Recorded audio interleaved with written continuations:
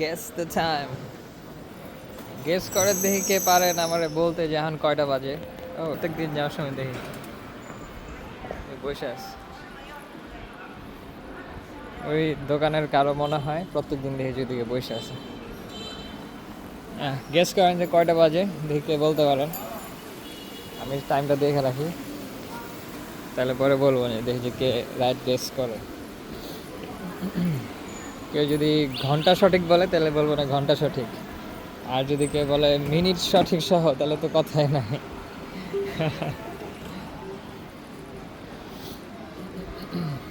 Reward দেওয়া উচিত, reward system. চিন্তা করতেছি একটা ভিডিও বানাবো, যে ভিডিওতে প্রশ্ন করবো একটা, যদি কেউ সঠিক উত্তর দিতে পারে তাহলে পুরস্কৃত করব বিকাশে, অথবা হইতেছে মোবাইল রিচার্জ পুরান বিকাশে নগদ পাঠিয়ে দিব না ইনশাআল্লাহ।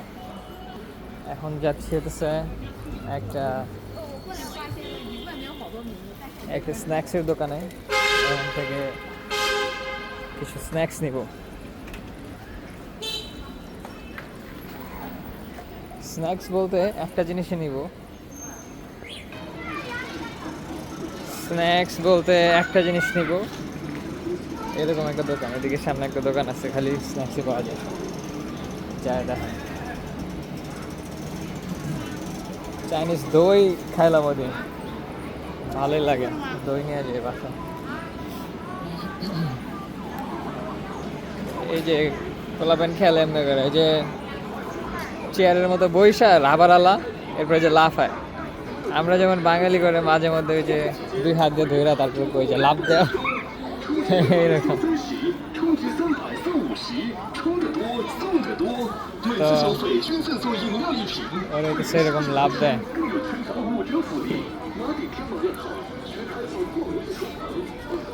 আর এটা তো সে যে কেটিভি, আরেকটা ভিডিওতে বলছিলাম কেটিভি কি জিনিস। আর এই যে স্ন্যাক্সের দোকান, আমি আসছি এটাতে, অনেক স্ন্যাক্স, সব হলো স্ন্যাক্স। আমার বাসায় অলরেডি অনেক স্ন্যাক্স আছে, এত কিছু নিব না।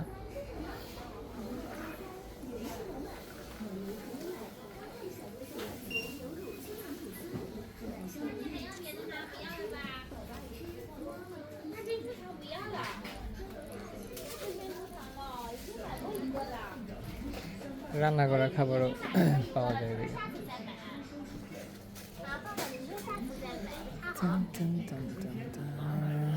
What's this?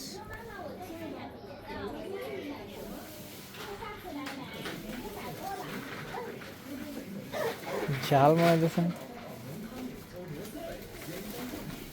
খাই আবার বাথরুমে ধরে দিব নি আমার। এটা দেখা তো ট্রাই করতে মন করতেছে, কিন্তু কথা হলো ভেজিটেবল নাকি অন্য কিছু, ভিতরে যদি গোস্ত মস্ত হয় তাহলে খাওয়া যাবে না, এটা নেওয়া যায়।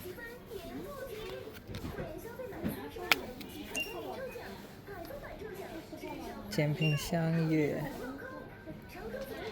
এটা কি? এটা কারে জিজ্ঞেস করি আমি, এটা কি জিনিস? আরও আছে,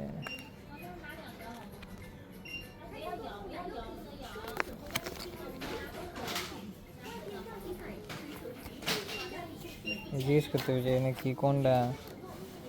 এনে ডিমও আছে, যে সুন্দর ডিম প্যাকেট করে রেখে দিয়েছে, সুন্দর না? ডিম বিক্রি করে। এটা কি আচার? রান্না করা খাবার মনে হয়।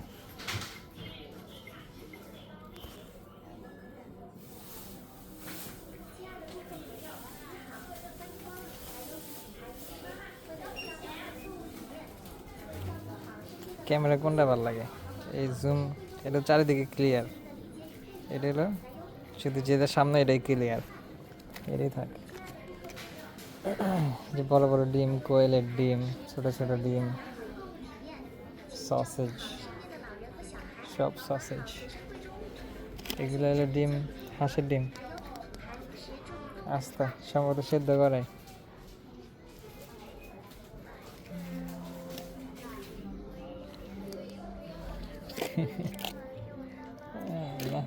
বাসায় ডিম আছে আমার। এইটা কি?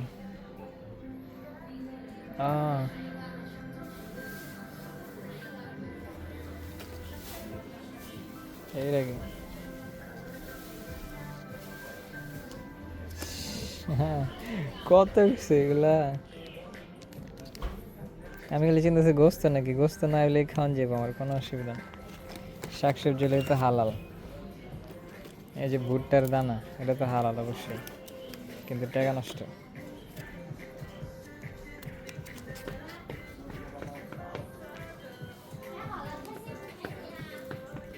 নিয়ে যাই দুটা, নিয়ে যাই জিগে কেমন এটা।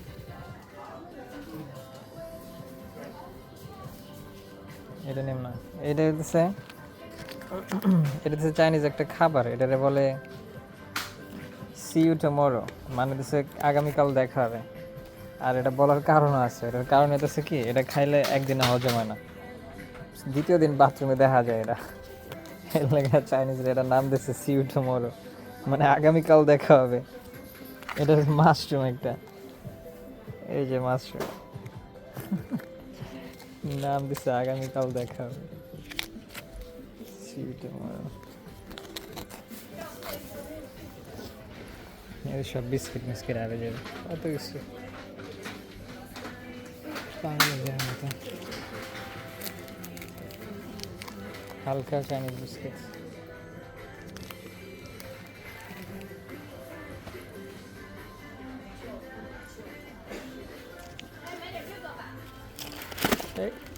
আরেক প্লেট দিছিলাম, সব ফালাইয়া, দেখছেন এই অবস্থা।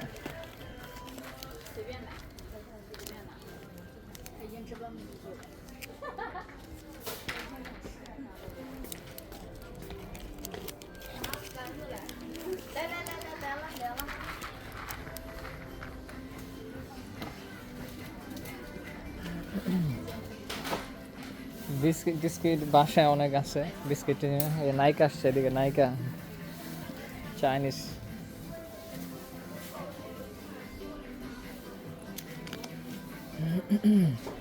এগুলো রান্না করা খাবার, এই গোস্ত মস্ত আবি যাবে।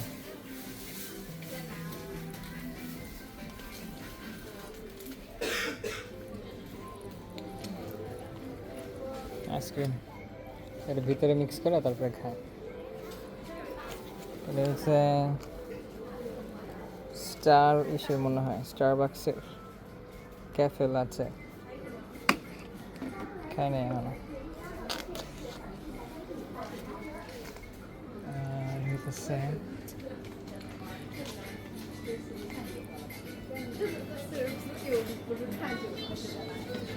পাইছি, এটা নিয়ে যাই এদিক থেকে 2-3টা।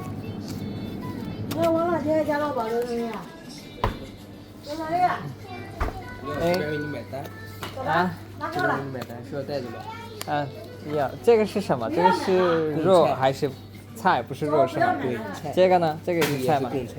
啊。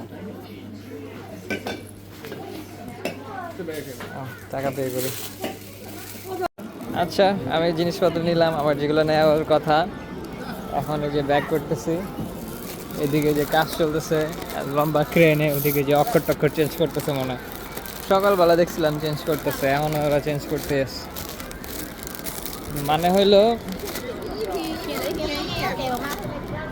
এখনও কাজ করতেছে। বাংলাদেশে এত বড় ক্রেনই তো নাই, আগুন লাগলে নিবাইতে পারে না। আর বাংলাদেশ, সোনার বাংলাদেশ। তো আমি কি নিলাম, চাইনিজ দই নিলাম, তারপরে নিলাম হইতেছে মিল্ক নিলাম 2টা ফ্লেভারের, আর নিচে হইতেছে আর কি নিছি, ও আর ওই যে 2টা নিলাম টেস্ট করার লেগা।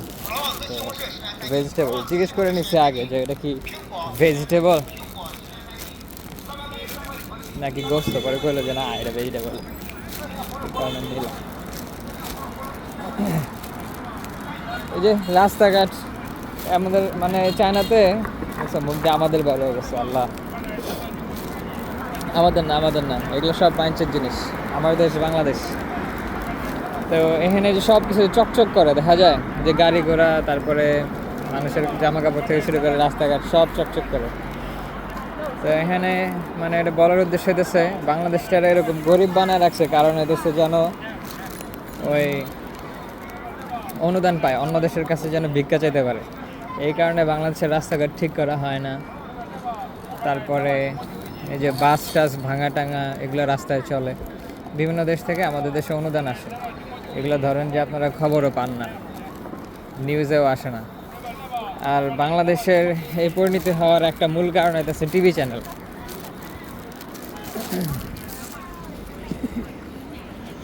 এই টিভি চ্যানেলগুলা পুরো কন্ট্রোলিংয়ে থাকে তো, আর তাছাড়া এগুলো পাট চাটার অভ্যাস,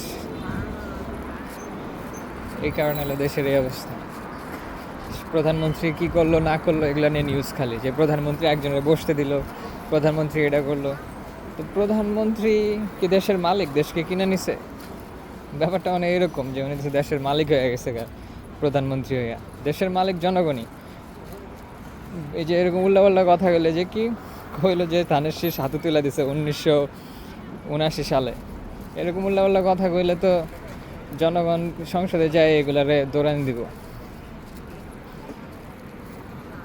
জনগণ হইতেছে দেশের মালিক, জনগণের কথা বলার রাইট আছে, ভালোটা খারাপটা দুইটাই কথা বলার রাইট আছে। কিন্তু খারাপ কাজ করার, উল্টাপাল্টা কাজ করার, জনগণের সার্ভিস না দেওয়ার অধিকার কারো নাই। মানে এরকম কথা হতে, এরকম কাজকর্ম যেন না হয় কোনো দলের কাছ থেকে, যে মনে হয় যে দেশটা যেন কিনে নিছে একদম। মূলত যারা প্রধানমন্ত্রী থাকে তারা হইতেছে দেশের চাকর, জনগণের চাকর। দেশের সেবা করব, জনগণের সেবা করব, এই কারণেই তারা ক্ষমতায় আসে, জনগণ ক্ষমতায় আনে। যে জনগণ সাধারণ জীবনযাপন করব, কাজে যাইব, 2 টাকা আর্ন করব, ফ্যামিলি নিয়ে খাইব, ভালোভাবে ঘোরাঘুরি করব, ধুলাবালি মুক্ত একটা সমাজে চলাচল করব। আর কি একটা মানুষ কী চায়?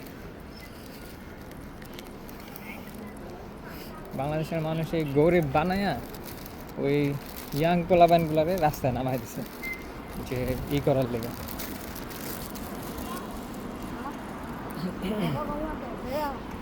ওগুলো রাস্তায় নামাই দিছে যে ই করার লেগে, দৌড়াদৌড়ি করার লেগে, টাকার পিছনে দৌড়াদৌড়ি করার লেগে। অথচ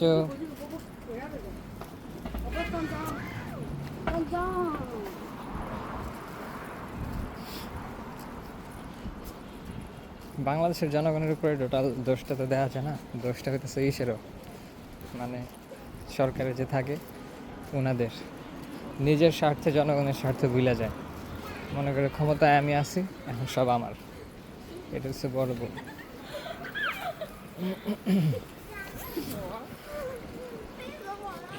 এই দেশে ওরা তো মুসলমানও না, কিন্তু তারপরে ওদের এরকম রুলস নিয়ম কানুন এত কিছু নিজের থেকেই করে।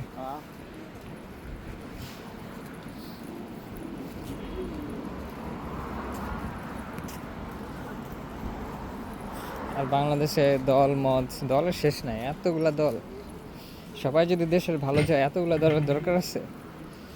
তো সব একসাথে হয়ে গেলেই হয় যে আচ্ছা তুমি দেশের ভালো চাও, আমিও দেশের ভালো চাই, আচ্ছা ঠিক আছে আমরা একসাথে কাজ করি, তাইলেই তো হয়ে গেল। সমস্যা হইতেছে, সমস্যা যেদিকে হওয়ার কথা সেদিকে হইতেছে যে না, মানে যে কোনো যে দলের মানুষই থাক না কেন, মুসলমান অমুসলমান সবাই তো একসাথেই চলাফেরা করবে, একসাথেই একটা দেশেই থাকবে। দেশের জনগণ শান্তিতে থাকে না মানুষের জন্য।